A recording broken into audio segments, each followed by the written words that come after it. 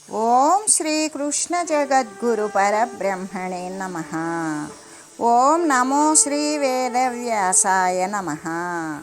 ఓం మద్గురు శ్రీ పూర్ణానంద స్వామినే నమః. ఓం శుక్లాంబరధరం విష్ణుం శశివర్ణం చతుర్భుజం ప్రసన్నవదనం ధ్యాయేత్ సర్వవిఘ్నోపశాంతయే. ఓం వ్యాసాయ విష్ణురూపాయ వ్యాసరూపాయ విష్ణవే నమో వై బ్రహ్మనిధయే వాసిష్ఠాయ నమో నమః. ఓం నారాయణం నమస్కృత్య నరం చైవ నరోత్తమం దేవీం సరస్వతీం వ్యాసం తతో జయముదీరయేత్. శ్రీ భగవద్గీత జ్ఞానయోగము. అయితే ఈ రకమైనటువంటి యజ్ఞాలను మొత్తాన్ని కూడా ఇంకా విరమిస్తూ ఇటువంటి యజ్ఞాలు ఆచరించడం వలన ముముక్షువుకి బంధ విముక్తి జరుగుతుంది. ఈ బంధ విముక్తి అనేది జరగడం కోసం ఈ ముముక్షువు యజ్ఞాలను ఆచరించవలసిందే, వేరే మార్గము అనేటువంటిది లేనే లేదు అని చెబుతూ యజ్ఞాలను ఆచరించడం వలన కలిగేటువంటి సత్ఫలితము అనేటువంటి దానిని గురించి వివరించి తెలియజేశారు. ఇంకా అంతేకాదు, ఇంకా అనేక రకాలైనటువంటి విషయాలను కూడా తెలియజేస్తూ వేదము పరబ్రహ్మము నుండి కలిగినది అనడం వలన బ్రహ్మము యొక్క ముఖము అనే కదా చెప్పబడింది. మనసు ద్వారా, నోటి ద్వారా, శరీరము ద్వారా మొదలైనటువంటి ఇంద్రియాదుల యొక్క ప్రయత్నము, అత్యంత ప్రయత్నము వలననే యజ్ఞాలు అనేవి ఉత్పన్నమవుతూ ఉన్నవి. ఇవి పురుష ప్రయత్నం వలన మాత్రమే సాధింపబడుచూ ఉన్నవి. అంతేకాని ఇది సోమరితనము చే కానీ, నోటి మాటల చే కానీ కాదు కదా. ఆధ్యాత్మిక విద్య అనేటువంటిది కేవలం అనుభవంతో తెలియదగినటువంటి విద్య అనే కదా శాస్త్రము తెలియజేయడం. అంతేకాని నోటి మాటల చేత వాచా విద్య కానే కాదు. కాబట్టి జనులు దానిని వారి వారి ఇంద్రియముల చేత, మనోవాక్కాయ కర్మల చేత మొదలైన ప్రయత్నాదుల చేత సాధించవలసి ఉన్నది. యజ్ఞం కానీ మోక్షం కానీ అకస్మాత్తుగా లభించేటువంటివి ఉన్న ఫలంగా మోక్షము లభించడం, యజ్ఞము నిర్వర్తించడం అనేటువంటివి జరిగేవి కాదు కదా. ఆ కర్మ వలననే అవి స్వప్రయత్నము చేతనే సిద్ధిస్తాయి అని కదా తెలియడం. అయితే ఈ రహస్యాన్ని తెలుసుకున్నటువంటి వారు విముక్తత్వాన్ని పొందుతారు అనే దేహేంద్రియ మనంబుల యొక్క వ్యాపారము చేతనే, అంటే తనదైనటువంటి ప్రయత్నము చేతనే యజ్ఞాలు సాధింపబడతాయని, సోమరితనము చేత ఊరకనే ఉన్నట్లయితే అది సాధ్యపడదని తెలిసినటువంటి వాడు తప్పనిసరిగా ప్రయత్నానికి ఉపక్రమించాలి. ఆ యజ్ఞము మొదలైనటువంటి కార్యాలను నిర్వర్తించాలి. దాని ద్వారా సనాతన బ్రహ్మమును చేరగలడు అనే కదా తెలియజేస్తూ ఈ యజ్ఞ కార్యాలు అన్నీ కూడా దేనితో కూడి చేయాలి అంటే, ఈ యజ్ఞాలన్నీ కూడా జీవుని యొక్క పాపాన్ని పోగొట్టి చిత్తశుద్ధిని కలిగిస్తాయి. కానీ ఈ యజ్ఞాలు అనేటువంటివన్నీ కూడా నమ్మకము, భక్తితో కూడినటువంటి దానికే కదా విలువ అనే చెబుతూ పూర్వకాలంలో దీనికే మనం ఒక పోలికను తెలియజేసుకుందాం. పూర్వకాలంలో ఒకానొక గ్రామమునందు ఒక భక్తుడు నివసిస్తూ ఉన్నాడు. అతను ఏ విధంగా ఒక నామస్మరణ చేస్తూ ఉన్నాడు. ఏమిటది? ఓం నమో నారాయణాయ అనేటువంటి అష్టాక్షరి మహామంత్రాన్ని నిరంతరం కూడా జపించేటువంటి వాడు. తన పూజా మందిరంలో అయితే శ్రీమన్నారాయణుని యొక్క విగ్రహాన్ని పెట్టుకుని దానికి ఎదురుగ్గా కూర్చొని భక్తిపూర్వకంగా ప్రతిదినము పైన మనం చెప్పుకున్నటువంటి ఆ మంత్రాన్ని జపిస్తూ ఉండేవాడు. అయితే దానిని పురస్చరణ చేస్తూ ఉండేవాడు. ప్రాపంచక పదార్థాల మీద అతనికి మాత్రము కూడా ఆసక్తి లేకుండా ఉన్నది. కేవలము ఆ యొక్క పూజా మందిరంలో శ్రీమన్నారాయణుని యొక్క విగ్రహం ఎదుట కూర్చొని అట్లా జపము చేస్తూ ధ్యానం చేస్తూ ఉండేవాడు. అయితే అతనికి వైరాగ్యము అనేటువంటిది సంపద చేకూరింది. ఇహ సంబంధమైనటువంటి వస్తువుల పట్ల విరక్తి కలిగింది. ఇక అనుభవయోగ్యములైనటువంటి భోగ సంబంధమైన వస్తుజాలాన్ని పూర్తిగా వదిలివేశాడు.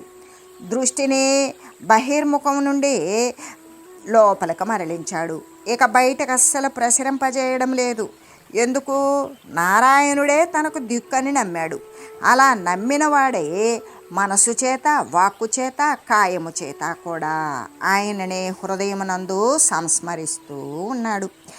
ఇలా ఉండగా ఒకనాడు అతడు ప్రతిదినము చేసేటువంటి పద్ధతి ప్రకారమే ఉదయాన్నే తన యొక్క కాలకృత్యాలు, స్నానాదులు నిర్వర్తించుకున్నాడు. శుచివంతుడయ్యాడు. తన పూజామందిరంలో శ్రీమన్నారాయణుని దివ్యమంగళ విగ్రహం ఎదుట కూర్చున్నాడు. దృష్టిని ఈ యొక్క త్రికూట స్థానము భూమధ్యమును నిలిపాడు. తదేక దృష్టితో నారాయణుని భావిస్తూ అష్టాక్షరి మంత్రాన్ని జపిస్తూ ఉన్నాడు. అతని భక్తికి మరి అపరిమితమైనటువంటి శ్రద్ధకు మెచ్చి వైకుంఠనాథుడు శంఖము, చక్రము, గదతో కూడుకొని ఆకస్మికంగా ఆయన యొక్క పూజామందిరంలో ప్రత్యక్షమయ్యాడు. భగవానుని ప్రత్యక్షంగా దర్శించగలిగినటువంటి మహద్భాగ్యము ఉదయించడం చేత ఇక ఆ భక్తుని ఆనందానికి అస్సలు హద్దు లేకుండా పోయింది. తదేకమైన దృష్టితోటి ఆనంద పరవశత్వాన్నే పొందాడు. హృదయం ఉత్కంఠితమైంది. అతడు భగవానుని యొక్క ప్రత్యక్ష రూపాన్ని అలాగే చూస్తూ ఉన్నాడు. ఏమి చేయాలో కూడా అతనికి తోచకుండా ఉంది. అది భగవానుని యొక్క అకస్మాత్తుగా ఆకస్మిక గమనం అవడం వలన, అంటే అసలు ఒక సర్ప్రైజ్ విజిట్ అన్నమాట. ఆ విధంగా జరగడం వలన దేవుని సత్కరించడానికి ముందుగా ఏ విధమైనటువంటి ఏర్పాట్లు కూడా చేసి ఉంచుకోలేదు కదా. అలా చేసి ఉంచుకోకపోవడం వల్ల అతను సహజంగా కడు భేదవాడే అవడం చేత కూడా భగవంతునికి నివేదించడానికి తగినటువంటి వస్తు సంభారాలు లేక ఉండడం లేవు. అయినప్పటికీ కూడా ఇంటికి వచ్చిన ఆ లోకోత్తరమైనటువంటి అతిథిని ఎలా సత్కరించాలో తోచక తెకమక పడిపోతూ ఉన్నాడు. తొట్టుపాటు పడుతూ ఉన్నాడు. ఆ భవ దివ్యమైనటువంటి స్వరూప సందర్శన జనిత మహదానంద పరిపూరిత హృదయ సహితుడైనటువంటి ఆ భక్తుడు ఆ సమయమునందు తన పూజా మందిరం అంతా కూడా తేరిపార చూశాడు. ఒక మూల ఒక అరటిపండు అతనికి కనబడింది. వెంటనే పరిగెత్తుకు వెళ్ళి దానిని పట్టుకొచ్చాడు. ఆ స్వల్పమైనటువంటి ప్రసాదమైనప్పటికీ కూడా భగవంతునికి నివేదించాలి, మరి ఆయనకి నైవేద్యంగా పెట్టాలి అని తలంచాడు. ఆనంద పారవశ్యముతోటి ఆయన యొక్క శరీరము గగుర్పాటును పొందుతూ ఉన్నది. అలాగా మనస్సు నారాయణుని యొక్క దివ్య పాద పద్మాల మీద సంలగ్నం చేసి ఉండగా తొందరలో ఏం చేశాడు? ఆ అరటిపండును ఒలిచి లోని గుజ్జును పక్కకు పారవేసి తొక్కును దేవునికి నైవేద్యంగా పెట్టాడు. భక్తి రసము చేత పరిప్లావితమైనటువంటి ఆ తొక్కును భగవానుడు ఆనందంతో స్వీకరించాడు, భుజించాడు, అంతర్ధానమయ్యాడు, అంటే అదృశ్యమైపోయాడు. ఆ తర్వాత కొద్దిసేపటికి ఆ భక్తుడు తన పొరపాటును గుర్తెరిగాడు, పశ్చాత్తాపతప్తుడయ్యాడు. భగవానుడికి గొప్ప అపచారం చేశాను అని తలంచి చాలా బాధపడుతూ ఏమి చేయడానికి కూడా తోచకుండా హృదయం వేదనలో కృంకుచూ ఉండగా గొప్ప పరితాపాన్ని పొందుతూ ఉన్నాడు. అయ్యో, నేనేలా ఇట్లా చేశాను? సామాన్య మానవునికైనా సరే అరటి తొక్కును ఎవ్వరే, ఇక చతుర్దశ భువనాధిపతియగు శ్రీమన్నారాయణునికి నేనేలా ఇటువంటి తుచ్చ వస్తువుని ఇచ్చి ఉన్నాను అని పలు విధాలా తలపోయచ్చు చివరకు గుండె నిబ్బరం కలగజేసుకొని ఈ క్రింది అంటే దృఢ నిశ్చయానికి వచ్చాడు. ఇక విచారించిన ప్రయోజనమేమీ లేదు. మరలా కూడా భగవానుని త్వరలోనే నేను ప్రత్యక్షం చేసుకుంటాను.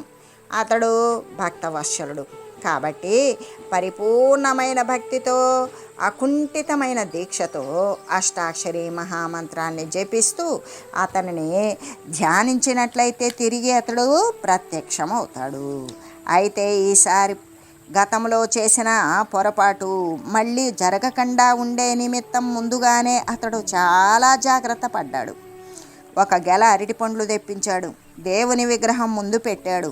ఒకవేళ భగవంతుడు అకస్మాత్తుగా ఇంటికి వచ్చినప్పటికీ కూడా ఈసారి పండు ఒలిచి గుజ్జు మాత్రమే దేవునికి పెట్టి తొక్కు పారవేస్తాను అనే కృతనిశ్చయం కలిగి ఆ గెలలోని ఒక్కొక్క పండు త్రుంచి తొక్కు తీసి గుజ్జును గట్టిగా చేతితో పట్టుకొని దేవునికి ఇచ్చినట్లుగా రిహార్సల్స్ వేస్తున్నాడు, అంటే అభ్యాసం చేయసాగాడు.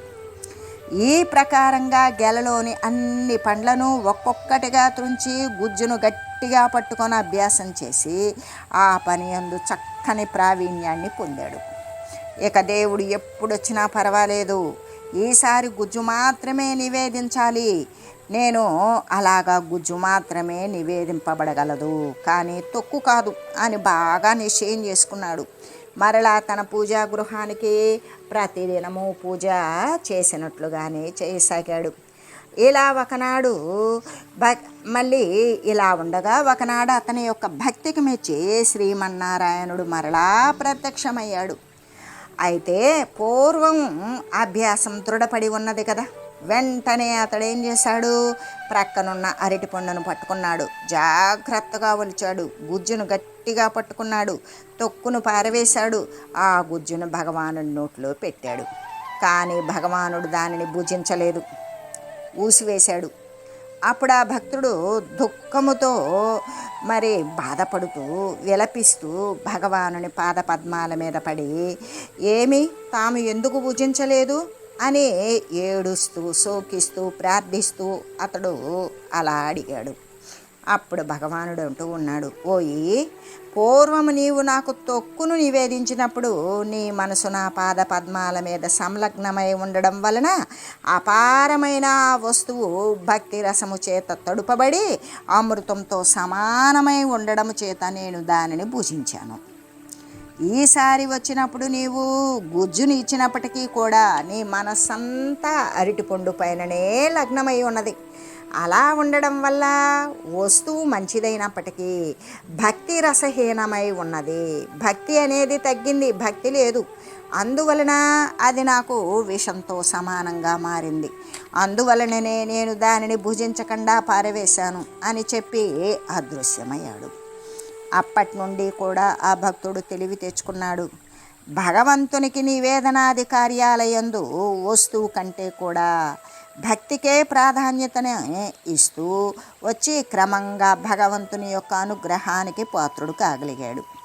అంటే దేవుడు తనకు ఏది ఇచ్చారు అని చూడడు, ఎలా ఇచ్చారు అని కదా చూస్తాడు.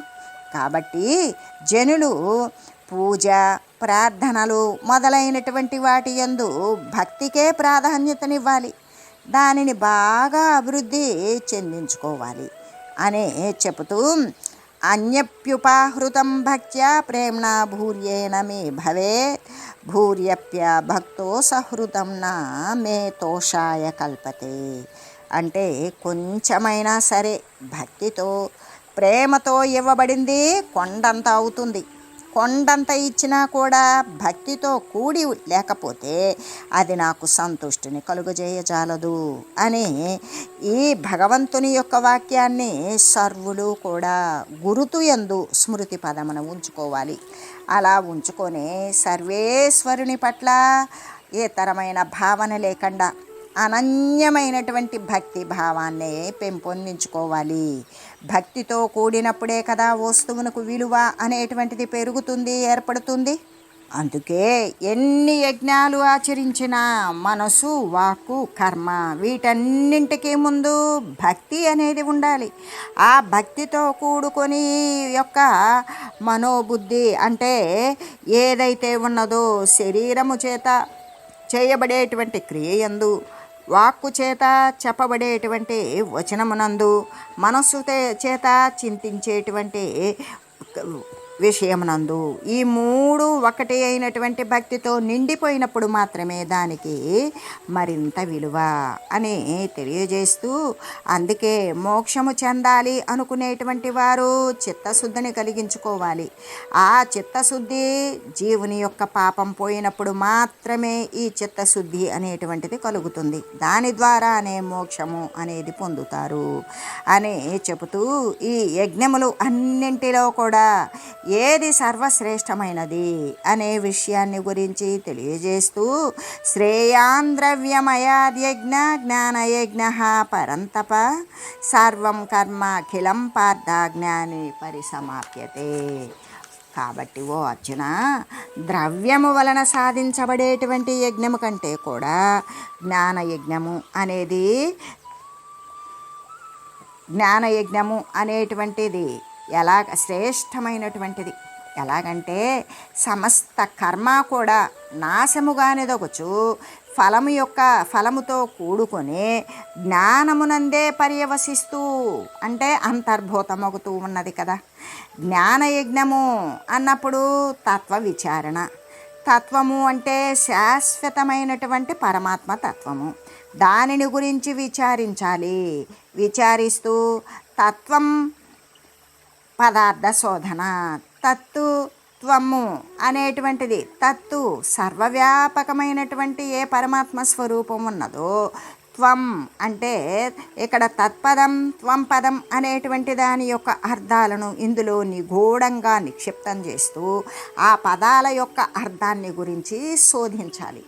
ఈ విధంగా తత్తు సర్వవ్యాపకమైనటువంటి ఏ యొక్క ఉన్నటువంటి పరమాత్మ స్వరూపం ఉన్నదో అది ఏ విధంగా ఉన్నది? ఏకరసమాత్రమై ఉన్నది, సర్వము వ్యాపించి ఉన్నది. అటువంటి పరమాత్మ స్వరూపమే తత్తు. ఏదైతే ఉన్నదో ఆ పరమాత్మ స్వరూపమే తత్తు. త్వం అదే నువ్వు, ఆ పరమాత్మ స్వరూపమే నీవు అనేటువంటి పదాల యొక్క అర్థ శోధన చేస్తూ ఆత్మానాత్మ వివేకము కావాలి. ఆత్మ అనేటువంటిది శాశ్వతమైనది, అనాత్మ అనేటువంటిది అస్థిరమైనది, మిథ్యాచారముతో ఉన్నది. కాబట్టి ఆ యొక్క ఆత్మతత్వాన్ని అంటే ఈ యొక్క సద్రూపమైనటువంటి ఆత్మతత్వాన్ని గురించి అదే సర్వవ్యాపకమై నిత్య నిరతిశయానందమై పరిపూర్ణమై అచలమై ఉన్నటువంటి ఆ యొక్క పరమాత్మ పదమే ఆత్మతత్వము అనేటువంటి వివేకం తెలిసినప్పుడు, ఆ వివేకం కలిగి ఉన్నప్పుడు అనాత్మ వస్తువులైనటువంటి దృశ్యమాన ప్రాపంచక సంబంధమైన ప్రకృతిగతమైనటువంటి ఈ యొక్క దేహము, లోకము ఇవన్నీ కూడా అస్థిరమైనటువంటివే. ఇదంతా అనాత్మస్వరూపమే అంటే స్థిరమైనటువంటిది కాదు అన్నప్పుడు దాని పట్ల యావగింపు కలుగుతుంది. అబద్ధం పట్ల ఎవరైనా ఇష్టం కలిగి ఉంటారా? ఉండరు. అట్లాగే ఏదైతే శాశ్వతమైన సత్యమైన వస్తువు పట్ల ఉన్నటువంటి ప్రీతి, అశాశ్వతమైన అస్థిరమైన వస్తువు పట్ల ప్రీతి కలిగి ఉండరు. అలాగే దృశ్యము యొక్క వివేచనము, ఏ దృశ్యాన్ని చూస్తుందో అది ద్రష్ట అనేటువంటి వాడు దృశ్యాన్ని చూస్తూ ఉంటాడు దృక్కు ద్వారా.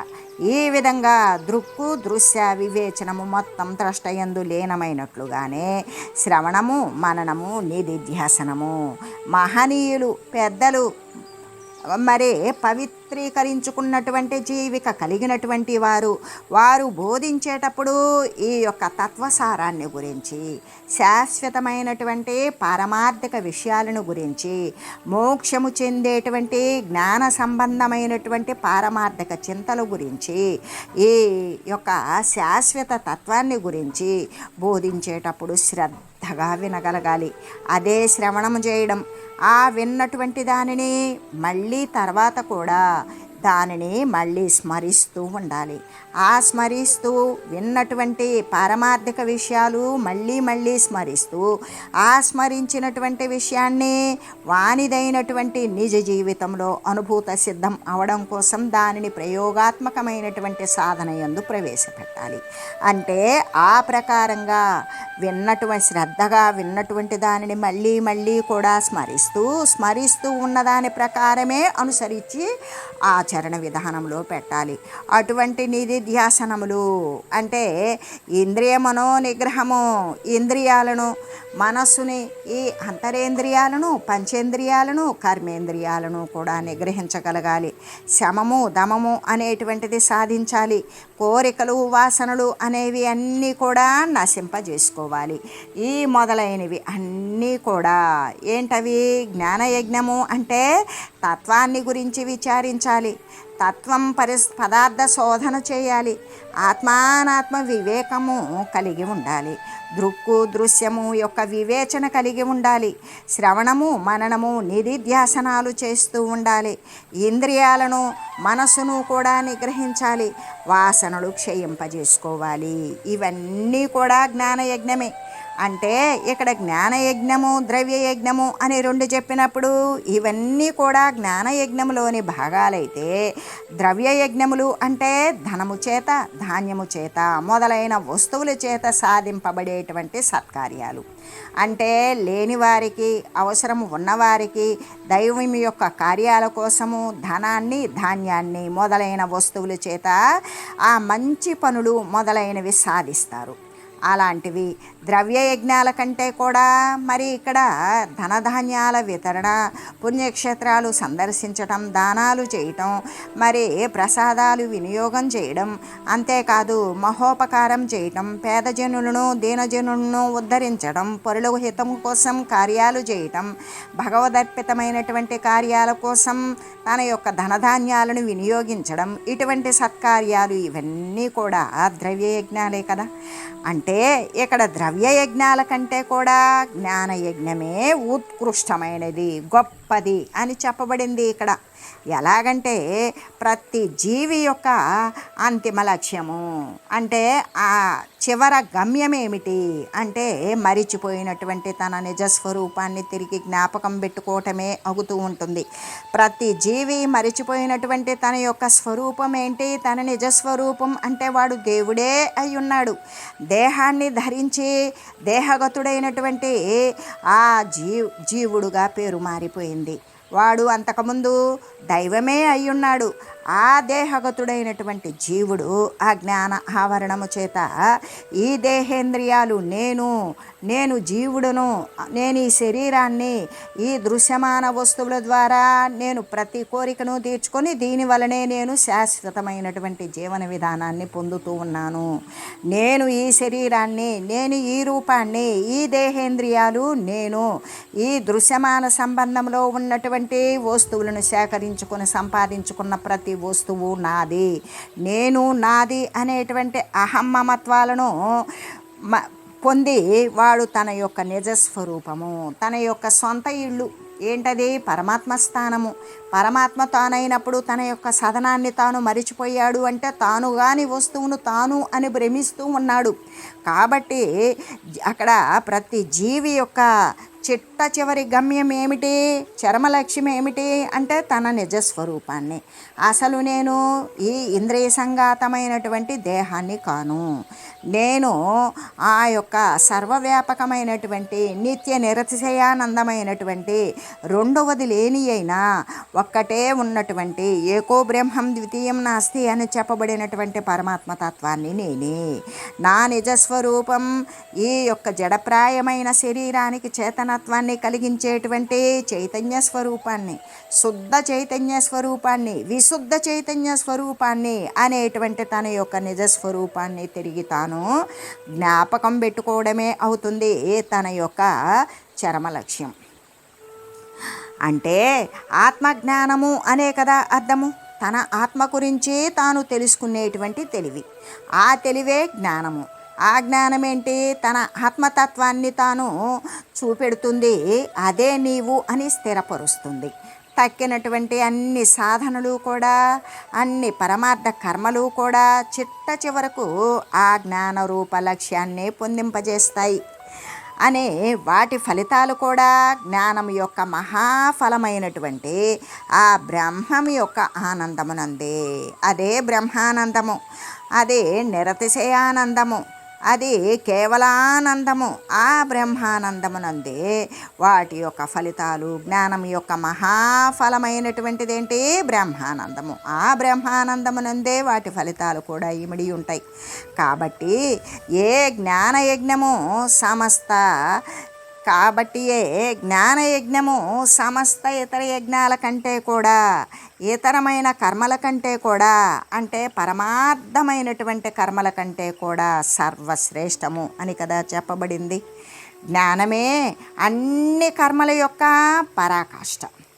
చిట్ట చివరి చేరవలసినటువంటిది జ్ఞానమే.